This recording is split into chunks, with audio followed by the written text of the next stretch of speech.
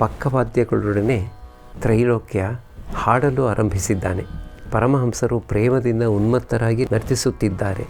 ನರ್ತಿಸುತ್ತಾ ನರ್ತಿಸುತ್ತಾ ಎಷ್ಟೊಂದು ಸಲ ಸಮಾಧಿಸ್ಥರಾದರೋ ಈಗ ಸಮಾಧಿಸ್ಥರಾಗಿ ನಿಂತುಕೊಂಡೇ ಇದ್ದಾರೆ. ಸ್ಪಂದಹೀನ ದೇಹ, ಸ್ಥಿರ ನೇತ್ರ, ಪ್ರಸನ್ನವದನ ಇವುಗಳಿಂದ ಕೂಡಿ ಯಾರೋ ಒಬ್ಬ ಆಪ್ತ ಭಕ್ತನ ಹೆಗಲ ಮೇಲೆ ಕೈ ಇಟ್ಟುಕೊಂಡಿದ್ದಾರೆ. ಆ ಭಾವದಿಂದ ಕೆಳಕ್ಕೆ ಇಳಿದು ಬಂದ ನಂತರ ಮದಿಸಿದ ಆನೆಯಂತೆ ನರ್ತಿಸುತ್ತಿದ್ದಾರೆ. ಬಾಹ್ಯ ದಶೆ ಉಂಟಾಗಿ ಆ ಹಾಡಿಗೆ ಆಶು ಕವಿತೆಗಳನ್ನು ಮಾಡುತ್ತಿದ್ದಾರೆ. ನಿನ್ನ ಭಕ್ತರ ಜೊತೆಗೆ ಕುಣಿದು ಅವರನ್ನೂ ಕುಣಿಸು ಬಾ ತಾಯಿ, ಭುವನ ಮೋಹನ ರೂಪೆ ನನ್ನ ಹೃದಯ ರೂಪದಲ್ಲಿ ನಿತ್ಯ ಲಾಸ್ಯದಿ ತೊಡಗಿ ನೆಲೆಸು ಬಾ ತಾಯಿ. ಅದು ಒಂದು ಅಪೂರ್ವ ದೃಶ್ಯವೇ ಆಗಿತ್ತು. ಮಾತೃಗತ ಪ್ರಾಣರಾದ ಅವರು ಪ್ರೇಮದಿಂದ ಉನ್ಮತ್ತರಾಗಿ ಬಾಲಕನೋಪಾದಿಯಲ್ಲಿ ಸ್ವರ್ಗ ಸದೃಶ ನೃತ್ಯವನ್ನು ನರ್ತಿಸುವಂತೆ ಇತ್ತು. ಈಗ ಬ್ರಾಹ್ಮ ಭಕ್ತರು ಅವರನ್ನು ಸುತ್ತುಗಟ್ಟಿ ನರ್ತಿಸುತ್ತಿದ್ದಾರೆ. ಅಯಸ್ಕಾಂತ ಲೋಹವನ್ನು ಆಕರ್ಷಿಸುವ ರೀತಿಯಲ್ಲಿ ಬ್ರಾಹ್ಮ ಭಕ್ತರು ಆಕರ್ಷಿತರಾಗಿ ಬಿಟ್ಟಿದ್ದಾರೆ. ಎಲ್ಲರೂ ಉನ್ಮತ್ತರಾಗಿ ಬ್ರಹ್ಮನಾಮ ಸಂಕೀರ್ತನೆ ಮಾಡುತ್ತಿದ್ದಾರೆ. ಮತ್ತೆ ಬ್ರಹ್ಮನ ಆ ಮಧುರ ನಾಮ, ಭಗವತಿಯ ನಾಮ ಹಾಡುತ್ತಿದ್ದಾರೆ. ಅನೇಕರು ಬಾಲಕರ ಹಾಗೆ ತಾಯಿ ತಾಯಿ ಎಂದು ರೋದಿಸಲಾರಂಭಿಸಿದ್ದಾರೆ. ಕೀರ್ತನೆ ಮುಗಿದ ನಂತರ ಎಲ್ಲರೂ ಕುಳಿತುಕೊಂಡರು. ಗಂಟೆ 8 ಇನ್ನೂ ಸಮಾಜದ ಸಾಯಂ ಪ್ರಾರ್ಥನೆ ಆರಂಭವಾಗಿರಲಿಲ್ಲ. ಈ ಸ್ವರ್ಗ ಸದೃಶ ಕೀರ್ತನೆಯ ಆನಂದದಲ್ಲಿ ನಿಯಮಗೇಮಗಳೆಲ್ಲ ಎಲ್ಲೋ ಹಾರಿ ಹೋಗಿಬಿಟ್ಟಿವೆ. ಇಂದಿನ ರಾತ್ರಿ ವಿಜಯಕೃಷ್ಣ ಗೋಸ್ವಾಮಿ ವೇದಿಕೆಯಲ್ಲಿ ಮಂಡಿಸುವ ವ್ಯವಸ್ಥೆಯಾಗಿದೆ. ಆತ ಪರಮಹಂಸರ ಮುಂದೆಯೇ ಕುಳಿತುಕೊಂಡಿದ್ದಾನೆ. ವಿಜಯನ ಅತ್ತೆ ಮತ್ತು ಇನ್ನೂ ಕೆಲವು ಮಹಿಳೆಯರು ಪರಮಹಂಸರೊಡನೆ ಮಾತುಕತೆಗಳನ್ನಾಡಬೇಕೆಂದು ಇಚ್ಛಿಸಿದರು. ಪರಮಹಂಸರು ಬೇರೊಂದು ಕೊಠಡಿಗೆ ಹೋಗಿ ಅವರನ್ನು ಸಂಧಿಸಿದರು. ಸ್ವಲ್ಪ ಹೊತ್ತಾದ ನಂತರ ಹಿಂದಿರುಗಿ ಬಂದು ವಿಜಯನಿಗೆ ಹೇಳುತ್ತಿದ್ದಾರೆ, ನಿನ್ನ ಅತ್ತೆಯದು ಎಂಥ ಭಕ್ತಿ! ಈ ಸಂಸಾರ ನನಗೆ ರೋಸಿ ಹೋಗಿಬಿಟ್ಟಿದೆ. ಒಂದು ಅಲೆಯಿಂದ ಪಾರಾದೆವು ಎಂದರೆ ಇನ್ನೊಂದು ಅಲೆ ಬಂದುಕೊಂಡೇ ಇರುತ್ತದೆ ಎಂದು ಹೇಳಿದಳು. ನಾನು ಹೇಳಿದೆ, ನಿನಗೂ ಅದಕ್ಕೂ ಏನು ಸಂಬಂಧ? ನಿನಗಂತೂ ಆಗಲೇ ಜ್ಞಾನ ದೊರೆತು ಬಿಟ್ಟಿದೆಯಲ್ಲ ಎಂದು. ಅದಕ್ಕೆ ಆಕೆ ಹೇಳಿದಳು, ನನಗೆ ಜ್ಞಾನ ದೊರೆತು ಬಿಟ್ಟಿದೆಯೇ? ನಾನು ಇನ್ನೂ ವಿದ್ಯಾಮಾಯೆ ಮತ್ತು ಅವಿದ್ಯಾಮಾಯೆಯನ್ನು ದಾಟಿ ಹೋಗಿಲ್ಲ.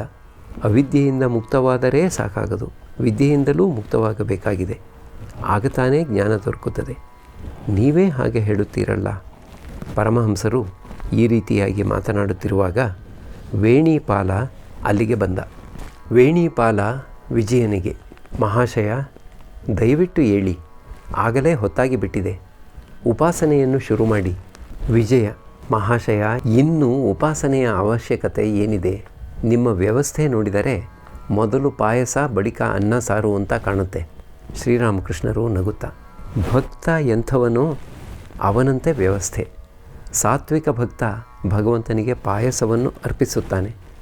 ರಾಜಸಿಕ ಭಕ್ತ ಭಕ್ಷ್ಯ ಭೋಜ್ಯಾದಿಗಳನ್ನು ಅರ್ಪಿಸುತ್ತಾನೆ. ತಾಮಸಿಕ ಭಕ್ತ ಆಡು ಮತ್ತು ಇತರ ಪ್ರಾಣಿಗಳ ಬಲಿ ಕೊಡುತ್ತಾನೆ. ವಿಜಯ ಉಪಾಸನೆ ನಡೆಸಲು ವೇದಿಕೆಯ ಮೇಲಕ್ಕೆ ಹೋಗುವುದೋ ಬೇಡವೋ ಎಂದು ಚಿಂತಿಸುತ್ತಿದ್ದಾನೆ. ಆತ ಪರಮಹಂಸರಿಗೆ ಪ್ರಾರ್ಥನೆ ಮಾಡಿಕೊಂಡ, ಅನುಗ್ರಹ ಮಾಡುವುದಾದರೆ ನಾನು ವೇದಿಕೆಯ ಮೇಲೆ ಹೋಗಿ ಉಪಾಸನೆ ನಡೆಸುವೆನು. ಶ್ರೀರಾಮಕೃಷ್ಣರು, ಅಭಿಮಾನ ಹೋಯಿತು ಎಂದರೆ ಎಲ್ಲ ಸರಿ ಹೋಗುತ್ತದೆ. ನಾನು ಉಪನ್ಯಾಸ ಮಾಡುತ್ತೇನೆ, ನೀವು ಕೇಳಿ ಎಂಬ ಈ ಅಭಿಮಾನ ಇಲ್ಲದೇ ಇದ್ದರೆ ಯಾವ ತೊಂದರೆಯೂ ಬರದು. ಅಹಂಕಾರ ಜ್ಞಾನಜನ್ಯವಾದುದೋ ಅಜ್ಞಾನಜನ್ಯವಾದುದೋ, ಯಾರು ನಿರಹಂಕಾರಿಯೋ ಅವನಿಗೆ ಮಾತ್ರವೇ ಜ್ಞಾನ ಲಭಿಸುತ್ತದೆ. ಮಳೆಯ ನೀರು ತಗ್ಗು ಪ್ರದೇಶದಲ್ಲಿ ಶೇಖರವಾಗುತ್ತದೆ, ಎತ್ತರ ಪ್ರದೇಶದಿಂದ ಕೆಳಕ್ಕೆ ಹರಿದು ಬಂದು ಬಿಡುತ್ತದೆ. ಎಲ್ಲಿಯವರೆಗೆ ಅಹಂಕಾರವಿರುವುದೋ ಅಲ್ಲಿಯವರೆಗೆ ಜ್ಞಾನ ದೊರಕದು. ಈ ಸಂಸಾರಕ್ಕೆ ಮತ್ತೆ ಮತ್ತೆ ಹಿಂದಿರುಗಿ ಬರಬೇಕಾಗುತ್ತದೆ. ಹಸುವಿನ ಕರು ಹಂಬಾ ಹಂಬಾ ಅಂದರೆ ನಾನು ನಾನು ಅನ್ನುತ್ತದೆ. ಅದಕ್ಕಾಗಿಯೇ ಅದಕ್ಕೆ ಕಾದಿದೆ ಅಷ್ಟೊಂದು ಚಿತ್ರಹಿಂಸೆ. ಕಟುಕ ಅದನ್ನು ಕೊಲ್ಲುತ್ತಾನೆ. ಅದರ ಚರ್ಮದಿಂದ ಮೆಟ್ಟು ಆಗುತ್ತದೆ. ನಗಾರಿಯ ಮತ್ತು ಡೋಲಿನ ಬಾಯಿ ಮುಚ್ಚಳ ಆಗುತ್ತದೆ.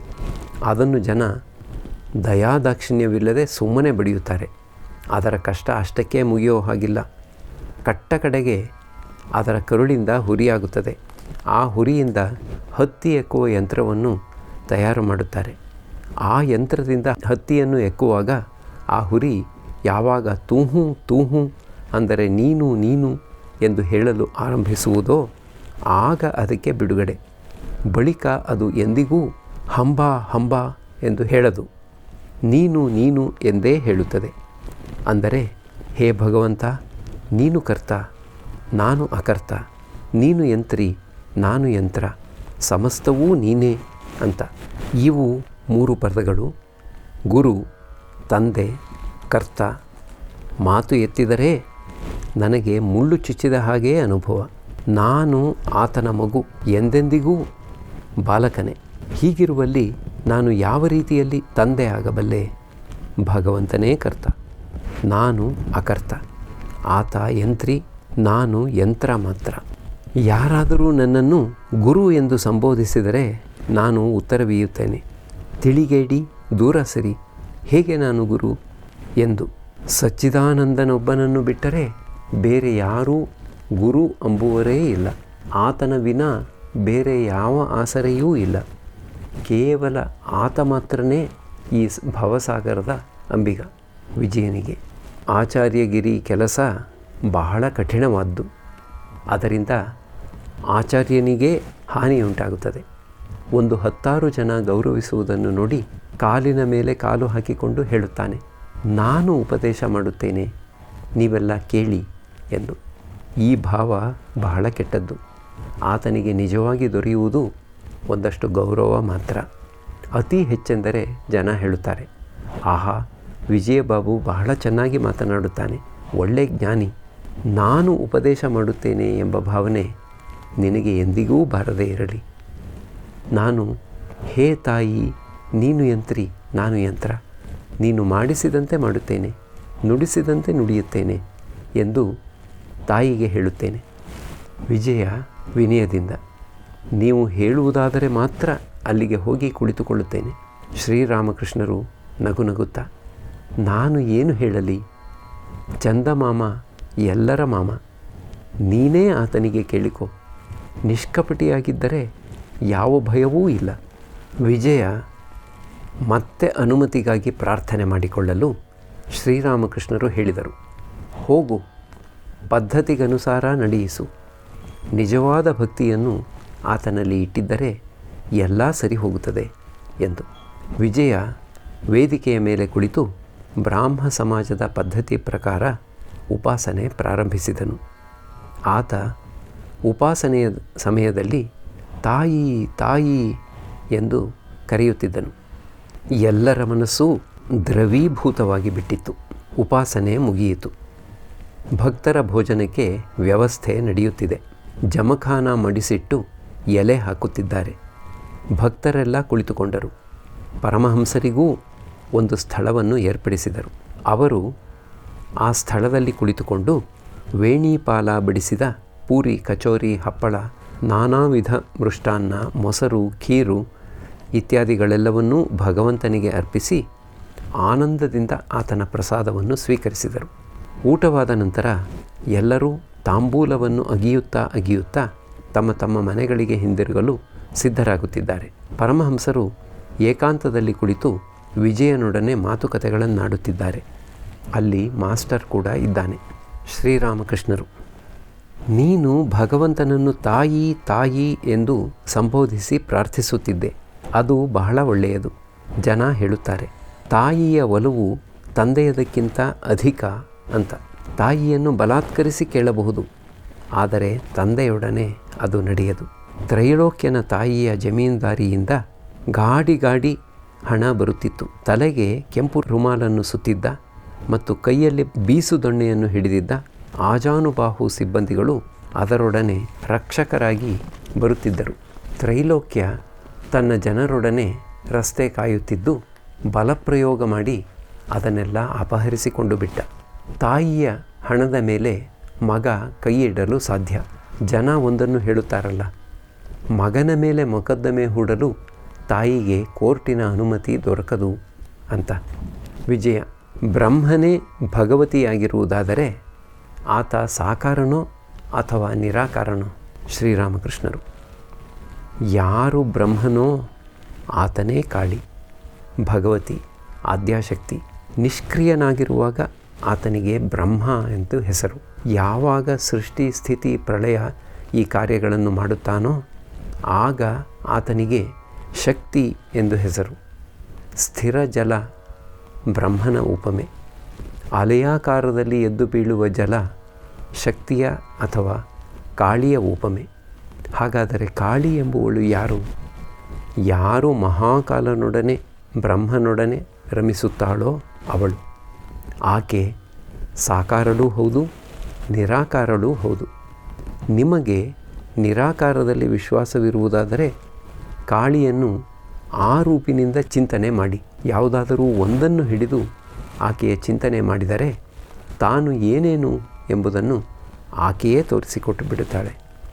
ಶ್ಯಾಮಪುಕರಕ್ಕೆ ಹೋಗಿ ತಲುಪಿದರೆ ತೇಲಿಕೊಪ್ಪಲು ಎಲ್ಲಿದೆ ಅನ್ನುವುದೂ ಗೊತ್ತಾಗಿಬಿಡುತ್ತದೆ.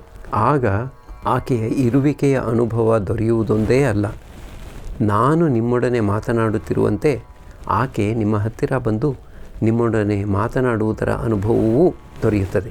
ಆದರೆ ಒಂದು ವಿಷಯ, ನಿಮಗೆ ನಿರಾಕಾರದಲ್ಲಿ ವಿಶ್ವಾಸವಿರುವುದಾದರೆ ಅದನ್ನೇ ದೃಢವಾಗಿ ಹಿಡಿದುಕೊಳ್ಳಿ. ಆದರೆ ಮಾತ್ರ ಸ್ವಮತಭ್ರಾಂತರಾಗಬೇಡಿ. ಆತನ ಸಂಬಂಧವಾಗಿ ಒತ್ತಿ ಹೇಳಬೇಡಿ, ಆತ ಇದಾಗಬಲ್ಲ, ಅದು ಆಗಲಾರ. ಅದಕ್ಕೆ ಬದಲು ನನ್ನ ವಿಶ್ವಾಸ ಆತ ನಿರಾಕಾರ ಅಂತ.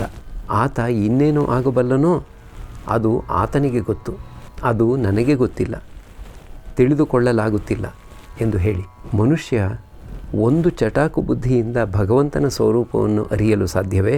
ಒಂದು ಸೇರಿನ ಗಡಿಗೆ 4 ಸೇರು ಹಾಲನ್ನು ಹಿಡಿಸುವುದೇ? ಆತನೇ ಕೃಪೆ ಮಾಡಿ ಯಾವಾಗಲಾದರೂ ದರ್ಶನ ಕೊಡುವುದಾದರೆ ಮತ್ತು ತಿಳಿಸಿಕೊಡುವುದಾದರೆ ಆಗ ಅರಿತುಕೊಳ್ಳಲು ಸಾಧ್ಯ. ಇಲ್ಲದೇ ಇದ್ದರೆ ಸಾಧ್ಯವೇ ಇಲ್ಲ. ಆತ ಯಾರು ಬ್ರಹ್ಮನೋ ಆತನೇ ಭಗವತಿ. ಶ್ರೀಪ್ರಸಾದನು ನುಡಿವನೀತರ ಮಾತೃಭಾವದಿ ನೆನೆವೆನು, ಈ ರಹಸ್ಯದ ಜಗದ ಸಂಶಯ ಜಗದ ಜಂಗುಳಿ ಗೊರೆಯನು, ನನ್ನ ಸೂಚನೆಯರಿತು ನೀವೇ ತಿಳಿಯರಾಕೆಯ ನಿಜವನು. ಮಾತೃಭಾವದಿ ನೆನೆವೆನು ಅಂದರೆ ನಾನು ಬ್ರಹ್ಮನ ಸ್ವರೂಪವನ್ನು ಅರಿತಿದ್ದೇನೆ, ಆತನನ್ನೇ ನಾನು ಭಗವತಿ ಭಗವತಿ ಎಂದು ಕರೆಯುತ್ತೇನೆ ಎಂಬುದಾಗಿ. ಮತ್ತೆ ಇನ್ನೊಂದು ಹಾಡಿನಲ್ಲಿ ರಾಮಪ್ರಸಾದ ಇದೇ ಭಾವನೆಯನ್ನು ಹೊರಗೆಡಹಿದ್ದಾನೆ.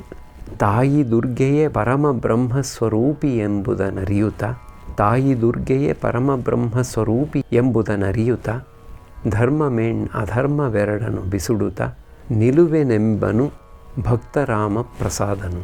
ಅಧರ್ಮ ಎಂದರೆ ಅಸತ್ಕರ್ಮ, ಧರ್ಮ ಎಂದರೆ ವೈದಿಕ ಕರ್ಮ. ಇಷ್ಟೊಂದು ದಾನ ಮಾಡಬೇಕು, ಇಷ್ಟೊಂದು ಬ್ರಾಹ್ಮಣ ಭೋಜನ ಮಾಡಿಸಬೇಕು, ಇವೇ ಮೊದಲಾದ ಧರ್ಮಗಳು. ವಿಜಯ: ಧರ್ಮಾಧರ್ಮಗಳನ್ನು ತ್ಯಾಗ ಮಾಡಿಬಿಟ್ಟರೆ ಇನ್ನು ಉಳಿದುಕೊಳ್ಳುವುದೇನು? ಶ್ರೀರಾಮಕೃಷ್ಣರು: ಶುದ್ಧ ಭಕ್ತಿ. ನಾನು ಭಗವತಿಗೆ ಪ್ರಾರ್ಥನೆ ಮಾಡಿದೆ, ತಾಯೇ ಈಗೋ ತೆಗೆದುಕೋ ನಿನ್ನ ಧರ್ಮವನ್ನು, ಈಗೋ ತೆಗೆದುಕೋ ನಿನ್ನ ಅಧರ್ಮವನ್ನು, ನನಗೆ ಶುದ್ಧ ಭಕ್ತಿಯನ್ನು ಕೊಡು. ಈಗೋ ತೆಗೆದುಕೋ ನಿನ್ನ ಪುಣ್ಯಾನ, ಇದೋ ತೆಗೆದುಕೋ ನಿನ್ನ ಪಾಪಾನ, ನನಗೆ ಶುದ್ಧ ಭಕ್ತಿಯನ್ನು ಕೊಡು. ಈಗೋ ತೆಗೆದುಕೋ ನಿನ್ನ ಜ್ಞಾನವನ್ನು, ಈಗೋ ತೆಗೆದುಕೋ ನಿನ್ನ ಅಜ್ಞಾನವನ್ನು, ನನಗೆ ಶುದ್ಧ ಭಕ್ತಿಯನ್ನು ಕರುಣಿಸು. ನೋಡು, ನಾನು ಜ್ಞಾನ ಬೇಕೆಂದು ಕೂಡ ಪ್ರಾರ್ಥಿಸಲಿಲ್ಲ, ನಾನು ಲೋಕಮಾನ್ಯತೆಗಾಗಿಯೂ ಪ್ರಾರ್ಥಿಸಲಿಲ್ಲ. ಧರ್ಮಾಧರ್ಮಗಳನ್ನು ತ್ಯಜಿಸಿಬಿಟ್ಟರೆ ಶುದ್ಧ ಭಕ್ತಿ, ಅಮಲ, ನಿಷ್ಕಾಮ, ಅಹೇತುಕ ಭಕ್ತಿ ಉಳಿದುಕೊಳ್ಳುತ್ತದೆ. ಬ್ರಾಹ್ಮ ಭಕ್ತ, ಆತನಿಗೂ ಆತನ ಶಕ್ತಿಗೂ ಏನಾದರೂ ವ್ಯತ್ಯಾಸವಿದೆಯೇನು? ಶ್ರೀರಾಮಕೃಷ್ಣರು: ಪೂರ್ಣ ಜ್ಞಾನ ದೊರೆತ ನಂತರ ಅಭೇದ ಎಂಬ ಅನುಭವ. ಇದು ರತ್ನಕ್ಕೂ ಅದರ ಪ್ರಭೆಗೂ ಇರುವ ಅಭಿನ್ನತೆಯ ಹಾಗೆ. ರತ್ನಪ್ರಭೆಯ ಭಾವನೆಯೊಡನೆ ರತ್ನದ ಭಾವನೆಯನ್ನು ಭಾವಿಸಲೇಬೇಕಾಗುತ್ತದೆ. ಇದು ಹಾಲಿಗೂ ಮತ್ತು ಅದರ ಬಿಳುಪಿಗೂ ಇರುವ ಅಭಿನ್ನತೆಯ ಹಾಗೆ. ಒಂದನ್ನು ಭಾವಿಸಿದ ಒಡನೆಯೇ ಇನ್ನೊಂದನ್ನು ಭಾವಿಸಲೇಬೇಕಾಗುತ್ತದೆ. ಆದರೆ ಈ ಅಭಿನ್ನತೆಯ ಜ್ಞಾನ ಪೂರ್ಣ ಜ್ಞಾನ ದೊರೆತ ಹೊರತು ಉಂಟಾಗದು. ಪೂರ್ಣ ಜ್ಞಾನ ದೊರೆತ ಒಡನೆಯೇ ಸಮಾಧಿ ಉಂಟಾಗುತ್ತದೆ. ಚತುರ್ವಿಂಶತಿ ತತ್ವಗಳನ್ನು ದಾಟಿ ಹೋಗುತ್ತಾನೆ. ಅದಕ್ಕಾಗಿಯೇ ಆ ಸ್ಥಿತಿಯಲ್ಲಿ ಅಹಂ ತತ್ವ ಇರದು. ಸಮಾಧಿಯಲ್ಲಿ ಏನು ಅನುಭವ ದೊರೆಯುವುದೋ ಅದನ್ನು ಬಾಯಿಂದ ಹೇಳಲಾಗೋದಿಲ್ಲ. ಇಳಿದು ಬಂದು ಎಲ್ಲೋ ಒಂದು ಕಿಂಚಿತ್ತು ಅದರ ಆಭಾಸದ ಹಾಗಿರುವುದನ್ನು ಮಾತ್ರ ತಿಳಿಸಬಹುದು. ಸಮಾಧಿ ಇಳಿಮುಖವಾದ ನಂತರ ಯಾವಾಗ ನಾನು ಓಂ ಓಂ ಎಂದು ಹೇಳುವೆನೋ ನಾನು ಆಗಲೇ 100 ಮೊಳ ಕೆಳಕ್ಕೆ ಇಳಿದು ಬಿಟ್ಟಿರುತ್ತೇನೆ. ಬ್ರಹ್ಮನು ವೇದ ವಿಧಿಗಳಿಗೆ ಅತೀತನು, ಬಾಯಿಂದ ವರ್ಣಿಸಲಾಗೋದಿಲ್ಲ. ಅಲ್ಲಿ ನಾನು ನೀನು ಎಂಬ ಭಾವನೆ ಇಲ್ಲವೇ ಇಲ್ಲ. ಎಲ್ಲಿಯವರೆಗೆ ನಾನು ನೀನು ಎಂಬ ಭಾವನೆ ಇರುವುದೋ, ಎಲ್ಲಿಯವರೆಗೆ ನಾನು ಪ್ರಾರ್ಥನೆ ಅಥವಾ ಧ್ಯಾನ ಮಾಡುತ್ತೇನೆ ಎಂಬ ಭಾವನೆ ಇರುವುದೋ, ಅಲ್ಲಿಯವರೆಗೆ ನೀನು ಪ್ರಾರ್ಥನೆ ಕೇಳುತ್ತೀಯೇ ಎಂಬ ಭಾವನೆಯೂ ಇರುತ್ತದೆ. ಭಗವಂತ ಒಬ್ಬ ವ್ಯಕ್ತಿ ಎಂಬ ಬೋಧೆ ಇರುತ್ತದೆ. ನೀನು ಪ್ರಭು, ನಾನು ದಾಸ, ನೀನು ಪೂರ್ಣ, ನಾನು ಅಂಶ, ನೀನು ತಾಯಿ, ನಾನು ಮಗು ಎಂಬ ಬೋಧೆ ಇರುತ್ತದೆ. ಆಗ ಈ ಭೇದ ಬೋಧೆ, ನಾನು ಪ್ರತ್ಯೇಕ ನೀನು ಪ್ರತ್ಯೇಕ ಎಂಬುದು ಇದ್ದೇ ಇರುತ್ತದೆ. ಈ ಭೇದ ಬೋಧೆಯನ್ನು ಆತನೇ ನಿಮ್ಮ ಕೈಯಿಂದ ಮಾಡಿಸುತ್ತಾನೆ. ಅದಕ್ಕಾಗಿಯೇ ಗಂಡಸು ಹೆಂಗಸು, ಬೆಳಕು ಕತ್ತಲೆ ಇವೇ ಮೊದಲಾದವುಗಳ ಬೋಧೆ ಆಗುತ್ತಿರುವುದು. ಎಲ್ಲಿಯವರೆಗೆ ಈ ಭೇದ ಬೋಧೆ ಇರುವುದೋ ಅಲ್ಲಿಯವರೆಗೆ ಶಕ್ತಿಯನ್ನು ಒಪ್ಪಬೇಕು. ಆತನೇ ನಮ್ಮ ಆಂತರ್ಯದಲ್ಲಿ ನಾನು ಎಂಬುದನ್ನು ಇಟ್ಟು ಬಿಟ್ಟಿದ್ದಾನೆ. ಎಷ್ಟೇ ವಿಚಾರ ಮಾಡಿದರೂ 1000 ಬಾರಿ ನಾನು ಎಂಬುದು ಹೋಗದು. ಅದು ಹೋಗುವ ತನಕ ಆತ ವ್ಯಕ್ತಿರೂಪದಿಂದ ತೋರಿಸಿಕೊಳ್ಳುತ್ತಾನೆ. ಅದಕ್ಕಾಗಿಯೇ ಎಲ್ಲಿಯವರೆಗೆ ನಾನು ಎಂಬುದು ಇರುವುದೋ, ಭೇದ ಬುದ್ಧಿ ಇರುವುದೋ, ಬ್ರಹ್ಮನನ್ನು ನಿರ್ಗುಣ ಎಂದು ಹೇಳುವ ಹಾಗಿಲ್ಲ. ಅದು ಇರುವವರೆಗೆ ಸಗುಣ ಬ್ರಹ್ಮನನ್ನು ಒಪ್ಪಿಕೊಳ್ಳಬೇಕು. ಈ ಸಗುಣ ಬ್ರಹ್ಮನನ್ನೇ ವೇದ ಪುರಾಣ ಶಾಸ್ತ್ರಗಳು ಕಾಲ ಅಥವಾ ಆದ್ಯಾಶಕ್ತಿ ಎಂದು ಕರೆದಿವೆ. ವಿಜಯ, ಏನು ಮಾಡಿದರೆ ಈ ಆದ್ಯಾಶಕ್ತಿಯ ದರ್ಶನ ದೊರೆಯುತ್ತದೆ, ಬ್ರಹ್ಮಜ್ಞಾನ ದೊರೆಯುತ್ತದೆ? ಶ್ರೀರಾಮಕೃಷ್ಣರು, ವ್ಯಾಕುಲ ಹೃದಯದಿಂದ ಆತನಿಗೆ ಪ್ರಾರ್ಥನೆ ಸಲ್ಲಿಸು, ಆತನಿಗಾಗಿ ಅಳು. ಆಗ ಚಿತ್ತಶುದ್ಧಿ ಉಂಟಾಗುತ್ತದೆ. ನಿರ್ಮಲವಾದ ನೀರಿನಲ್ಲಿ ಸೂರ್ಯನ ಪ್ರತಿಬಿಂಬವನ್ನು ನೋಡಬಹುದು. ಭಕ್ತನ ನಾನು ಎಂಬ ರೂಪಿನ ಕನ್ನಡಿಯಲ್ಲಿ ಸಗುಣ ಬ್ರಹ್ಮನ ಆದ್ಯಾಶಕ್ತಿಯ ದರ್ಶನ ದೊರೆಯುತ್ತದೆ. ಆದರೆ ಕನ್ನಡಿಯನ್ನು ಬಹಳ ಚೆನ್ನಾಗಿ ಒರೆಸಬೇಕು. ಕೊಳೆ ಕುಳಿತಿದ್ದರೆ ಸರಿಯಾದ ಪ್ರತಿಬಿಂಬ ಬೀಳದು. ಎಲ್ಲಿಯವರೆಗೆ ನಾನು ಎಂಬ ನೀರಿನಲ್ಲಿ ಸೂರ್ಯನನ್ನು ನೋಡಬೇಕಾಗಿರುವುದೋ ಮತ್ತು ಸೂರ್ಯನನ್ನು ನೋಡಲು ಬೇರೆ ಯಾವ ಮಾರ್ಗವೂ ಇಲ್ಲವೋ, ಎಲ್ಲಿಯವರೆಗೆ ಪ್ರತಿಬಿಂಬಿತ ಸೂರ್ಯನನ್ನು ವಿನಾ ನಿಜವಾದ ಸೂರ್ಯನನ್ನು ನೋಡಲು ಯಾವ ಉಪಾಯವೂ ಇಲ್ಲವೋ, ಅಲ್ಲಿಯವರೆಗೆ ರೂಪಾಯಿಗೆ 16ನೇ ಭಾಗ ಪ್ರತಿಬಿಂಬಿತ ಸೂರ್ಯನೇ ಸತ್ಯ. ಆ ಪ್ರತಿಬಿಂಬಿತ ಸೂರ್ಯನೇ ಆದ್ಯಾಶಕ್ತಿ. ಬ್ರಹ್ಮಜ್ಞಾನ ಬೇಕಾಗಿದ್ದರೆ ಆ ಪ್ರತಿಬಿಂಬ ಸೂರ್ಯನನ್ನು ಹಿಡಿದುಕೊಂಡು ನಿಜವಾದ ಸೂರ್ಯನ ಕಡೆಗೆ ಹೋಗು. ನಮ್ಮ ಪ್ರಾರ್ಥನೆ ಕೇಳುತ್ತಾನಲ್ಲ ಆ ಸಗುಣ ಬ್ರಹ್ಮ, ಆತನನ್ನೇ ಕೇಳಿಕೊ.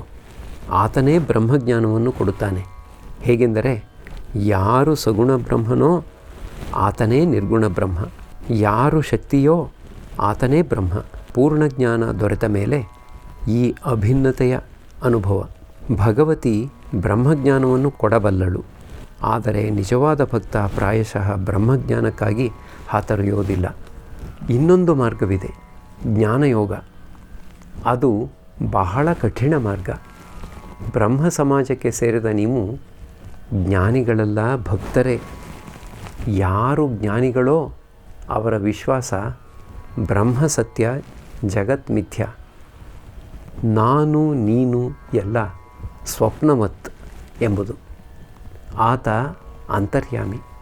ಆತನಿಗೆ ಸರಳ ಮನಸ್ಸಿನಿಂದ, ಶುದ್ಧ ಮನಸ್ಸಿನಿಂದ ಪ್ರಾರ್ಥನೆ ಸಲ್ಲಿಸು.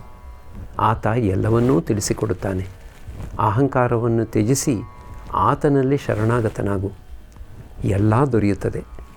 ಪರಮಹಂಸರು ಹಾಡಲಾರಂಭಿಸಿದರು. ನಿನ್ನೊಳಗೇ ನೀನಿರು ಮನವೇ, ಅನ್ಯಾಶ್ರಯದೊಳಗರಸದಿರು, ನೀನಾವುದ ನೀತರ ಹುಡುಕುತಿಹೆಯೋ ಅದೇ ನಿನ್ನೆದೆಯೊಳಗಿರುತ್ತಿರಲು. ಹೃದಯದ ಕರೆಗೋಗೊಡುವನು ಅವನು. ಸರ್ವಸಿದ್ಧಿಗಳ ಸ್ಪರುಶಮಣಿ, ಸರ್ವಸಿದ್ಧಿಗಳ ಸ್ಪರುಶಮಣಿ. ನಿನ್ನ ಎದೆಯೊಳೆ ಹುದುಗಿದೆ ಕಾಣು ಸಕಲೈಶ್ವರ್ಯದ ರನ್ನಗಣಿ, ಸಕಲೈಶ್ವರ್ಯದ ರನ್ನಗಣಿ. ಮುತ್ತು ರತುನಗಳೋ ಪಚ್ಚೆ ಹರಳುಗಳೋ ಹೃದಯ ಮಂದಿರದ ಅಂಗಳದಿ. ಚದುರಿ ಬಿದ್ದಿರಲು ಎಲ್ಲಿ ಹುಡುಕುತಿಹೆ ಮರುಳನಂತೆ ಅನ್ಯಾಶ್ರಯದಿ. ಪರಮಹಂಸರು ಮಾತು ಮುಂದುವರೆಸಿದರು. ಹೊರಗಿನವರೊಡನೆ ಬೆರೆಯುವಾಗ ಎಲ್ಲರನ್ನೂ ಪ್ರೀತಿಸು, ಬೆರೆತು ಒಂದಾಗಿ ಬಿಡು. ತಿರಸ್ಕಾರ ದೃಷ್ಟಿಗೆ ಎಡೆ ಕೊಡಬೇಡ. ಆ ವ್ಯಕ್ತಿ ಸಾಕಾರ ಒಪ್ಪುತ್ತಾನೆ, ನಿರಾಕಾರ ಒಪ್ಪುತ್ತಿಲ್ಲ. ಈತ ನಿರಾಕಾರ ಒಪ್ಪುತ್ತಾನೆ, ಸಾಕಾರ ಒಪ್ಪುತ್ತಿಲ್ಲ. ಆತ ಹಿಂದೂ, ಈತ ಮುಸಲ್ಮಾನ, ಆತ ಕ್ರಿಶ್ಚಿಯನ್ ಎಂಬುದಾಗಿ ತಿರಸ್ಕಾರ ದೃಷ್ಟಿಯಿಂದ ಮೂಗು ಮುರಿಯಬೇಡ.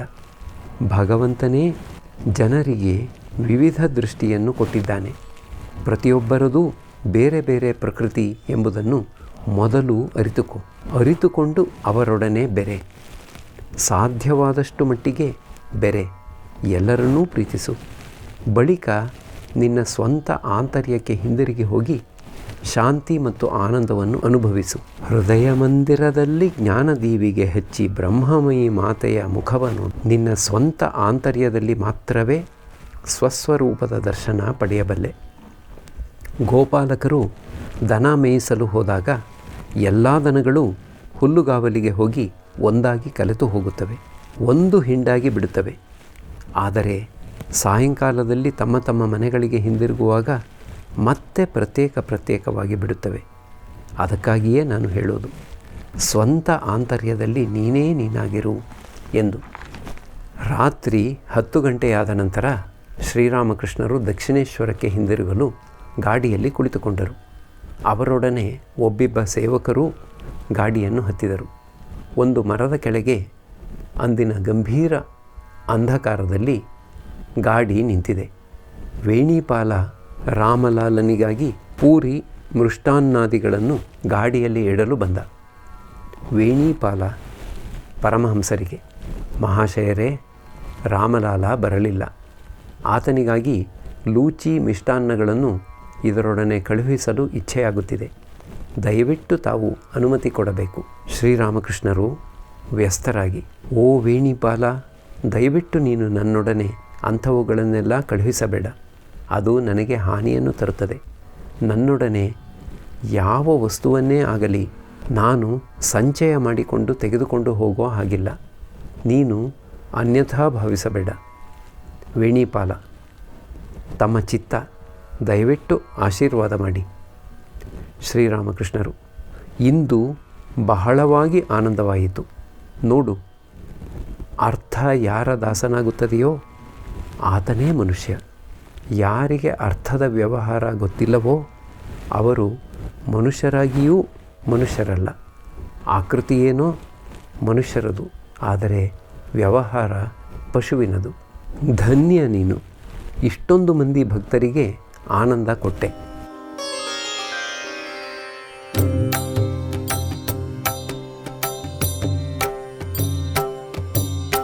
ಶ್ರೀರಾಮ ಕೃಷ್ಣ ಮಂಗಲಕಾರಿ, ಶ್ರೀರಾಮ ಕೃಷ್ಣ ಮಂಗಲಕಾರಿ, ಶ್ರೀರಾಮ ಕೃಷ್ಣ ಮಂಗಲಕಾರಿ, ಶ್ರೀರಾಮ ಕೃಷ್ಣ ಮಂಗಲಕಾರಿ. ನಮೋ ನಾರಾಯಣ ಭವದುಃಖಹಾರಿ, ನಮೋ ನಾರಾಯಣ ಭವದುಃಖಹಾರಿ, ನಮೋ ನಾರಾಯಣ ಭವದುಃಖಹಾರಿ, ನಮೋ